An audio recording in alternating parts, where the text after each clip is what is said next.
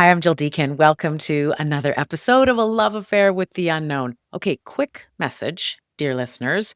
If you are enjoying A Love Affair with the Unknown as a podcast, I've got a book to recommend. A Love Affair with the Unknown, Leaning into the Uncertainty of Modern Life is my new book. Yep. And it comes out in January of 2026 from House of Anansi. It's getting some good buzz, I gotta say. It's been called a masterclass in the art and science of grappling with uncertainty. Kirkus Reviews calls it a vulnerable, creative, and lyrical book about the human condition. High praise.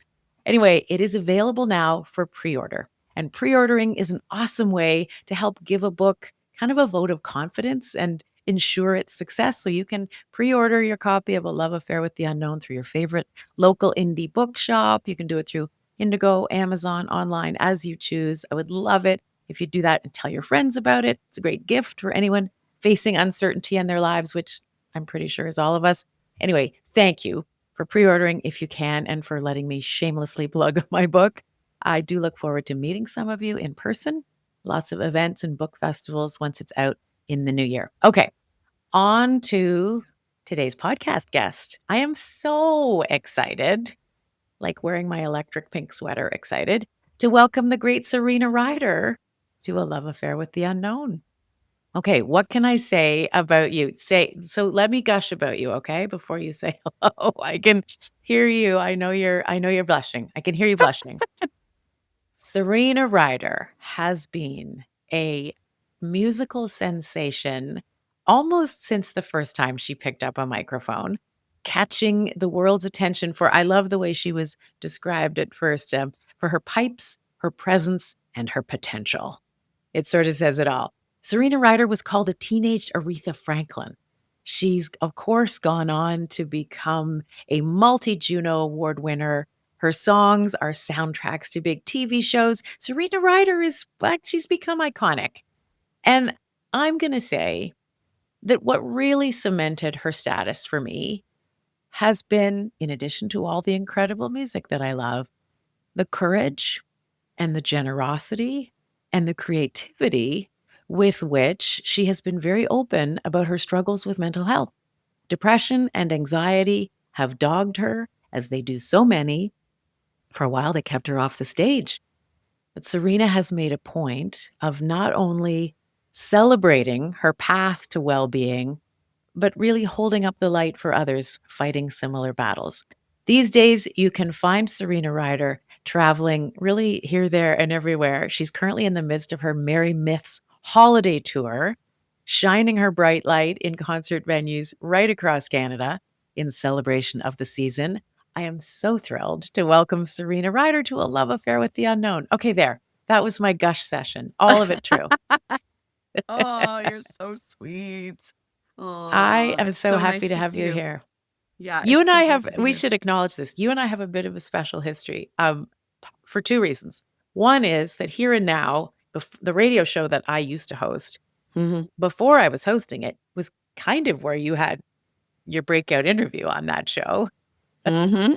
And then Absolutely. you sang on the TV show called The Jill Deacon Show that I hosted, and I will never forget that moment when you absolutely blew the lights out in that studio, and I just had that feeling of knowing I was gonna be able to say that I saw this person when. You just Mm. yeah, and it was a day I remember thinking, "I love my job. Look at what I get to do here." Mm. So, yeah, I Mhm. feel lucky that I've been able to be interwoven occasionally with conversations with you throughout your Yeah. trajectory to greatness. I feel like we've always had, like, a really easy, smooth connection, which is so funny. Smooth connection is Smooth ironic for connection anybody is who's been paying attention to us trying to get the technical aspects of the this podcast set technical up. as It's not exactly, a which smooth is connection to get us yeah. going here, but no, it's Yeah, true. but We I do. always feel like we, like, have really I feel like, "Oh, no, I know." You meet someone and you're like, "No, I know this soul. I know Yep. this person. I Aw. feel really comfortable." I feel like you meet, like, soul family when you get to meet a Mm. lot of people. You end up meeting a lot of your soul family out there, and I feel that way when I speak Huh. to you, and I feel really comfortable with you, and I And love that. I Soul mean, family. I'm gonna yeah, borrow that one. yeah, for How sure. you're meeting all kinds of people. I mean, how's the tour going? Yeah. Oh How my are you god. doing right now? So good. Okay, so I've always felt um a little torn when it comes to Christmas time because it's a really complicated time of the year, I think, for a lot of people. Uh-huh. And because the good is really good, but the bad is really bad, everything gets really, and also it's a time when I feel like things are supposed to be perfect in a sense, Absolutely. like there's supposed to be some sort of perfection Our and lives are like, supposed to look like all the yeah, advertising and marketing campaigns around the ex- holidays. Yeah. exactly. And it reflects this like untruth back to you and you feel like a fraud. This is my you, I say you, I was with me, like, I always Yeah. felt kind of like a fraud, like, "Oh, like, this is not right, I need to run away." So I would run away from Christmas a lot, and then I found that the thing that brings me joy in my life and has always been my medicine, which is music Hmm. and which is singing, is the thing that brought me back to, and also the cycles of the seasons and the wisdom in nature Hmm. and where Christmas actually started before it was Christianified, where it was like actually it's about bringing back the light, right? So it's about solstice and about like it was like a pagan holiday and it connected to Jesus and it connected to all of these different things, these like beautiful things, but it was like I like to and I get to kind of find the etymology of like holidays, words. I feel like I'm a little bit of a like, I get to do research. I'm a bit of a, you know, I could have like experiments to see where things came from as my job, as an artist, as like what I do. And so with this tour, it's been kind of like that. And with this with my Christmas record and with calling it the Merry Myths tour and being able to go, okay, what's the mythology behind this time of year? Where did these Hmm. stories come from? Where do our stories come from? And I got to rewrite, like I get to rewrite what this time of year means to me, which is so cool. Like And I so feel like powerful. so powerful. I feel like as humans, we don't really when we realize that our lives there's only so much people have a choice in, right? There's certain things that there are not choices. The color of our skin, where we come from, our parents, um, many different things, like our health in a lot of ways. But then there's like, what is the story that we're telling ourselves and that we tell the world? And not to like spiritually bypass anything, because there's a fine line, right? Between like, thoughts become things, just say the happy. It's like, that's not what I'm talking about.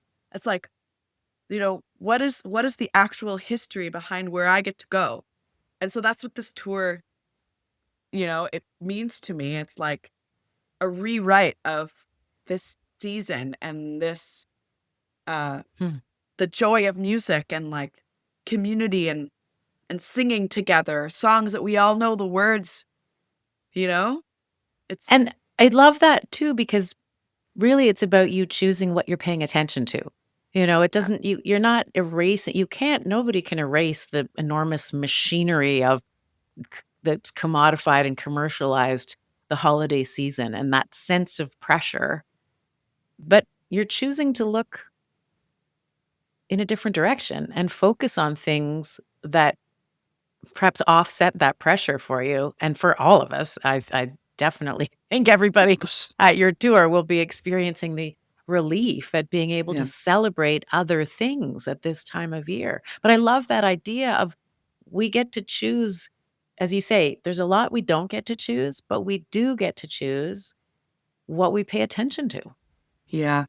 Yeah. And like, yeah, that feels so nice. That's a great way of saying it, Jill. It's true. And also, this time of year where it's like I like the play on words of it's kind of corny, but like presence Hmm. instead of present.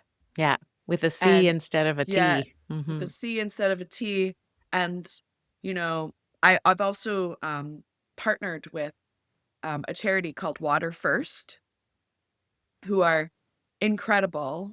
They are invited into Indigenous communities across Canada to help with filtration of water and having clean water in within Indigenous communities, which it's insane. There's still 18% of Indigenous communities that don't have clean water, and people are going to be able to learn. They're learning a little bit more about it on this tour with Water First, and they've been able to donate and become monthly donors or just one-time donors out on tour. We've been talking about it a little bit, and Hmm. that's really been making. I think a lot of people want to know what difference that they can make in the world, Mhm. rather than buying something that's going to not be good for the world or forgotten in 5 minutes. Um, so Absolutely. so that's been a really amazing opportunity for me to have them as a partner on the tour as well. Bravo to you for Yeah. doing that. Mm. And for yeah, and tying it all back to music, I mean, your love of music, I know, has been I mean, it's evident, obviously, to anybody who knows, the work that you do, but it's interesting. I saw you, um, was it earlier this year, I guess, in the spring, I saw you taking part in Melanie Doan's ukulele school concert. There are hundreds, a gymnasium, a school gymnasium packed to the rafters with hundreds and hundreds of elementary school music students learning the ukulele. They're having their sort of end of year concerts. And there you come out. You and Jim Cuddy were part of this Yeah. um, long-standing tradition that Melanie does where she gets some great musicians, celebrated musicians to come and join these young musicians playing. But I mean, afterwards, all the kids wanting you to sign your ukuleles, and I just thought of you knowing how I mean, the music had to stop for you for a while. You had, as you've been open about, some really dark periods where you really had to step away from the mic for a bit, and I just wondered how it feels in that context, having gone through that extraordinarily hard stuff, Yeah. how that impacts your experience and what it means to you to volunteer your time that way with these young budding music lovers. Yeah. That was such an incredible experience. Holy cow. The joy in Ah, the room.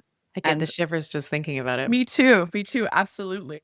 And, I feel like um, there's just so many seasons in life all of the time, right? And, I lived in LA for a little bit, on and off for like 4 years, and I felt like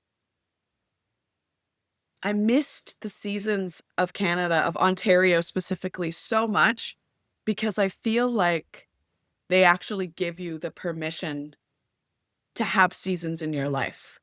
And there Hmm. was something about LA that it was like, "It needs to be sunny, it needs to be sunny," and I feel like, um, for me, in my career and in my travels and in my and also being involved with so many different people that your success is their success, especially when money's involved. And so you want to keep going and keep going and keep going, not only for yourself, but very much for everybody else. And there's like a natural, your body and your soul, it's like so wise. There's a natural season that needs to happen.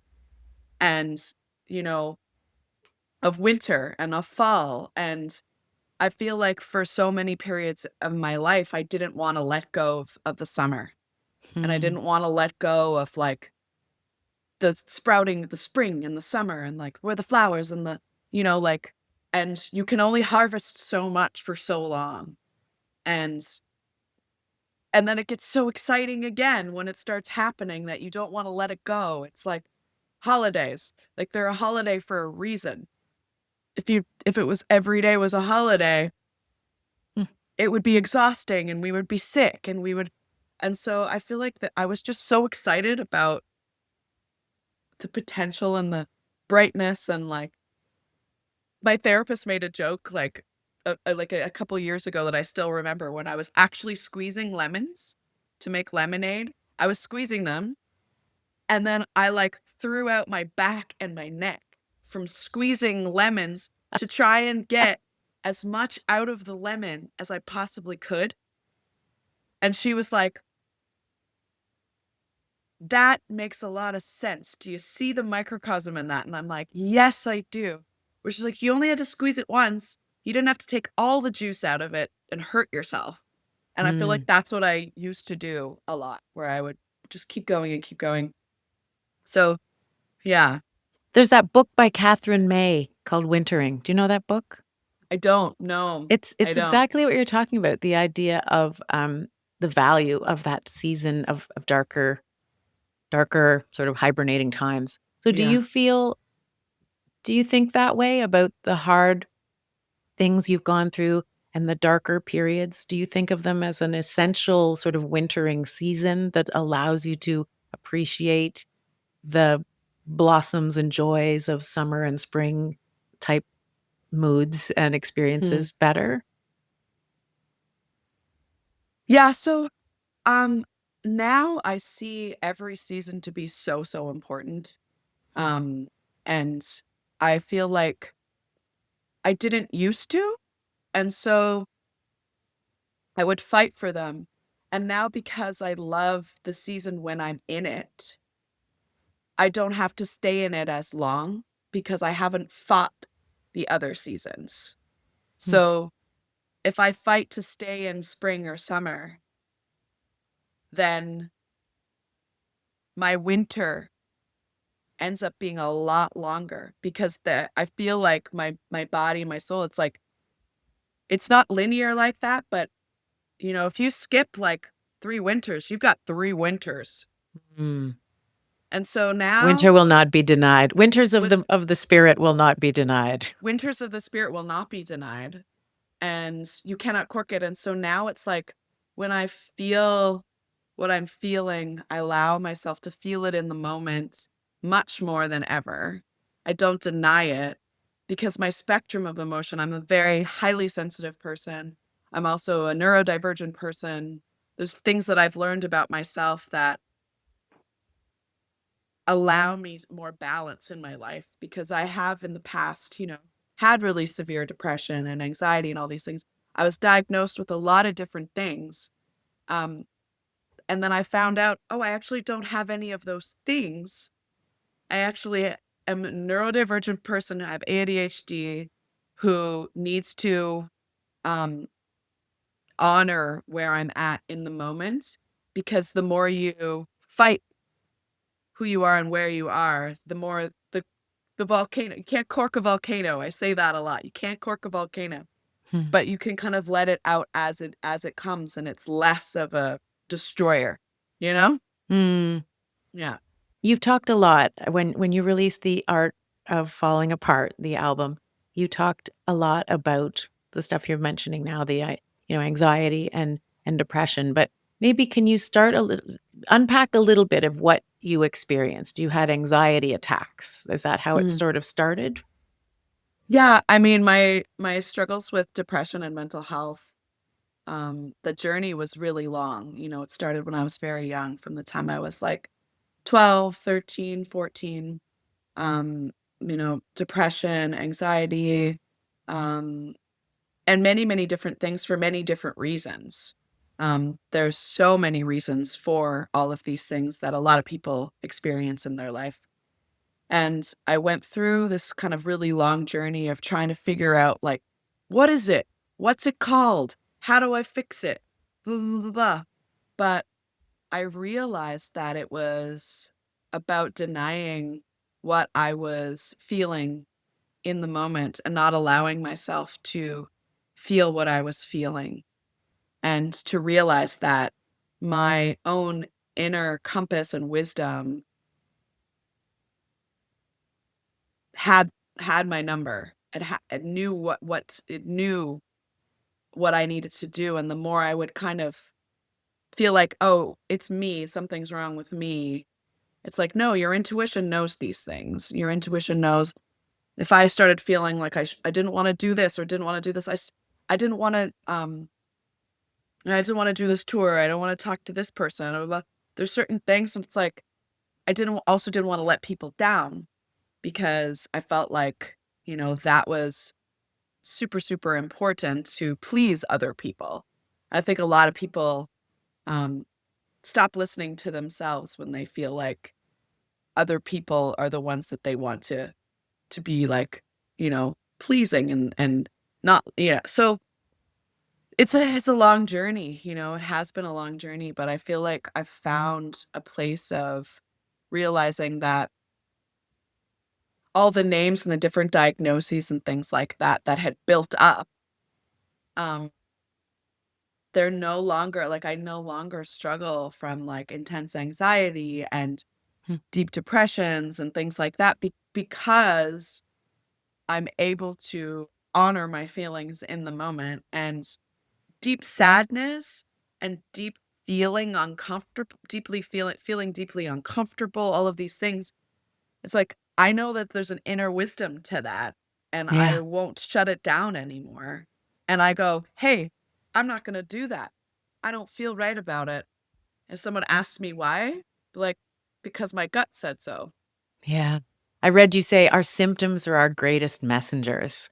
I like that idea of of sort of tuning in and facing those things, even though they may feel, as you say, uncomfortable or they're going to cause you to let someone else down, maybe. Yeah. But you, and then there's being open to the possibility that that choice may contain.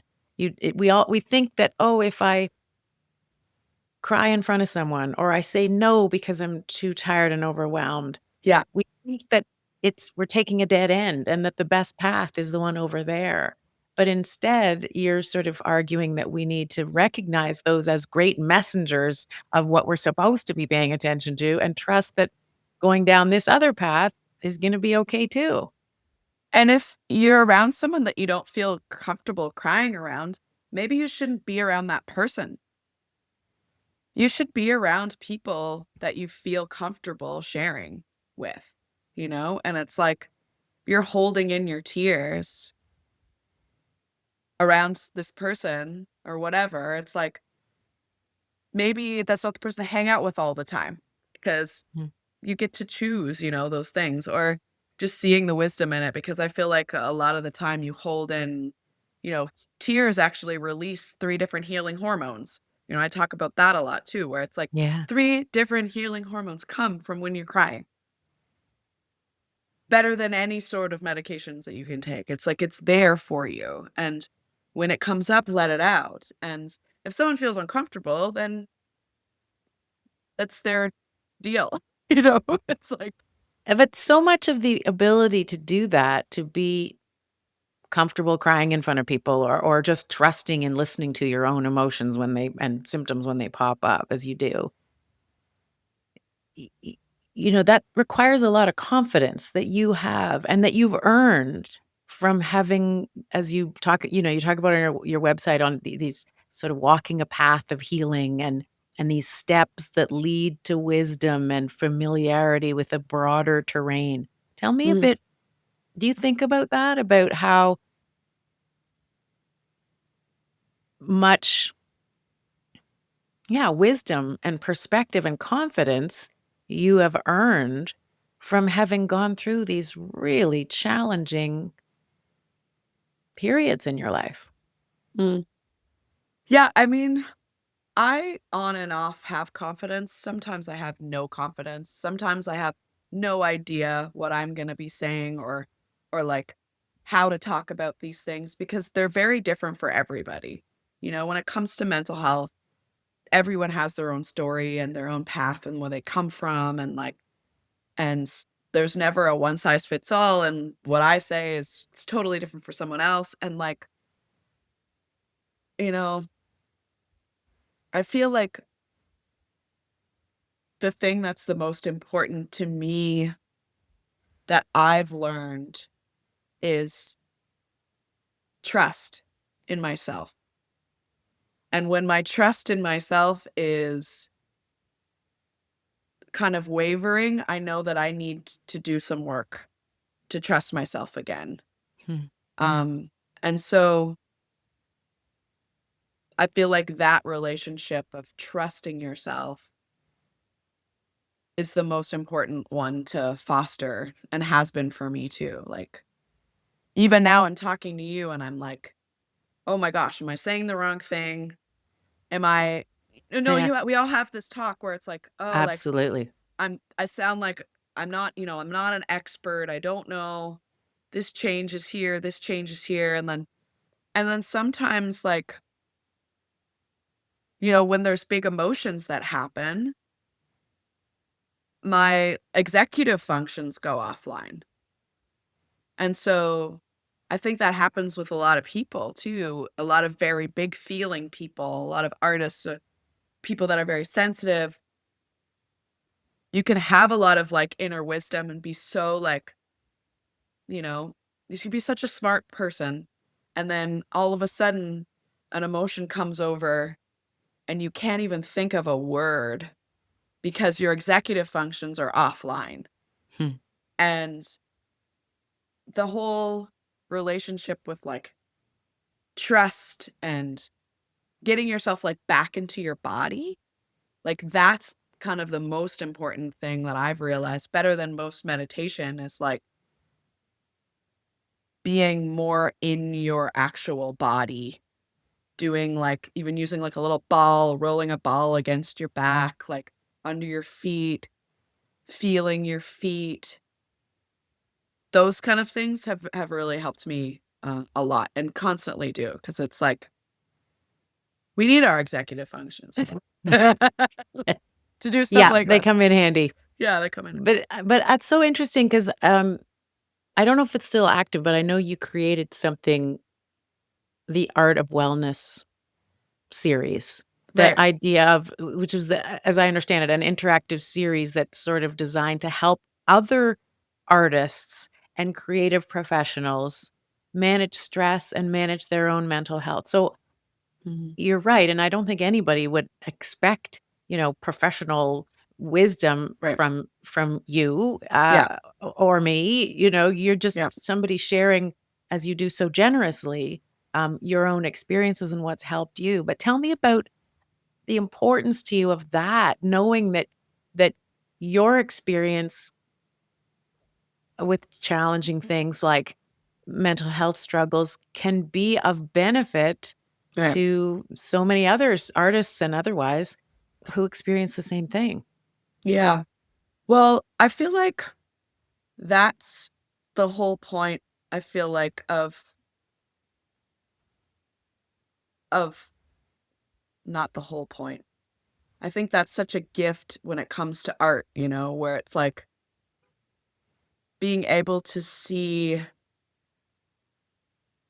because I feel like I've come to such a really like, I'm in a really grateful and beautiful season in my life right now, and it has been a journey, like, it's been a journey to get where I am. It's not just like, you're plopped here, and it's like knowing that, looking at my past self and being like, just seeing that things can get better, just seeing that there is hope and that life can be beautiful again and life can be sweet again and that it can be healthy and that you can take things with you, and the things that were like just giving that hope and that proof is priceless. It's like I remember myself 10 years ago, 15 years ago being like, I just want to see someone who has come out of this and is okay and is well and is good. And because so much of like mental health jargon is this is a life sentence. You will never, you will always, whatever they have to say, you will always have to just this now. You will always have to do this now. This is now a part of, and you know what? For me, no, that's not the case always.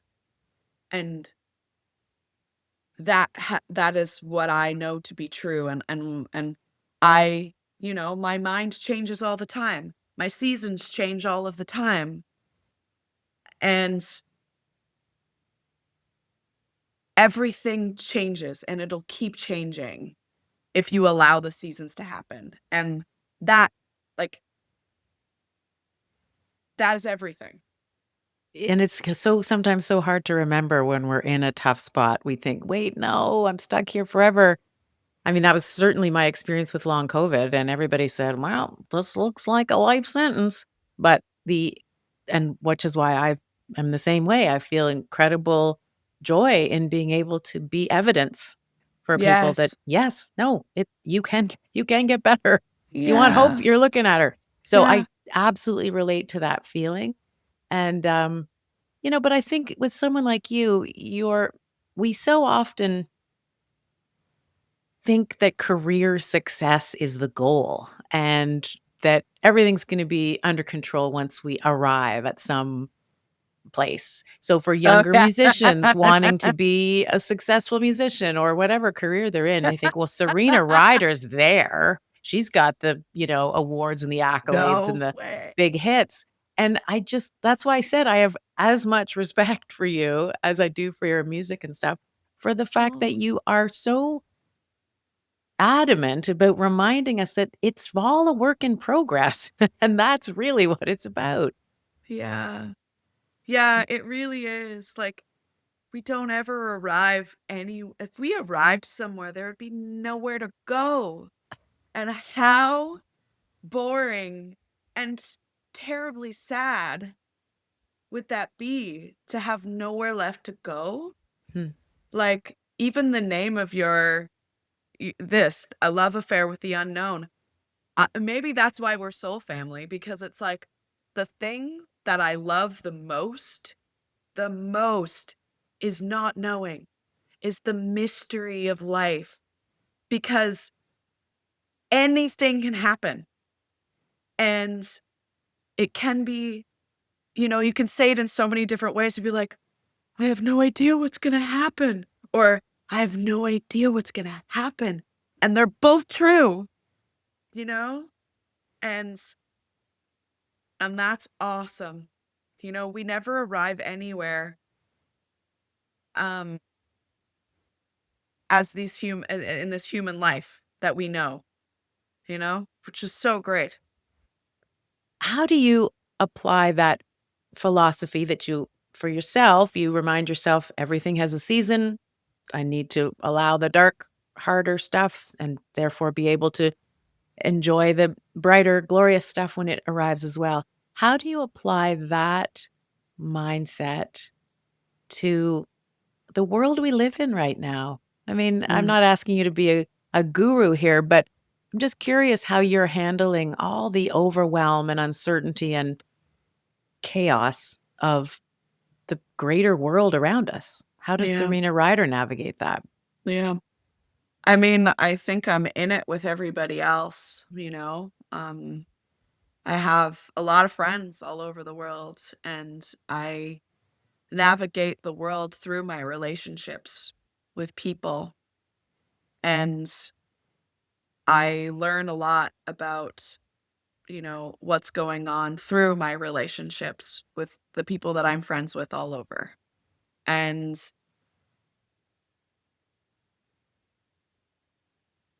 it's a terrible, terrible world right now. It's terrible. And it's so beautiful. And it's so beautiful. And it's so terrible.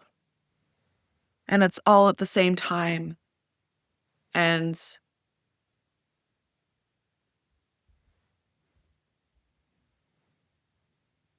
we're here, and it's like I don't have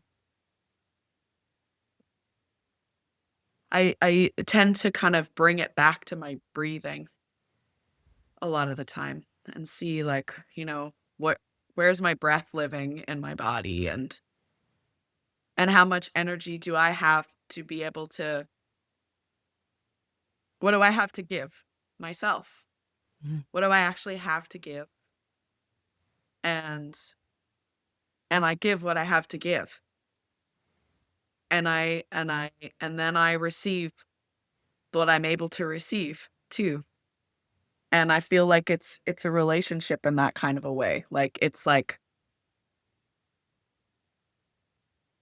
when I start feeling depleted, then I stop giving until but it's like I don't know. Like I know I'm being very vague in this, but it's like that's actually how I'm dealing with it. Is like based on my human relationships with other people in the world, because and also my relationship with nature and animals.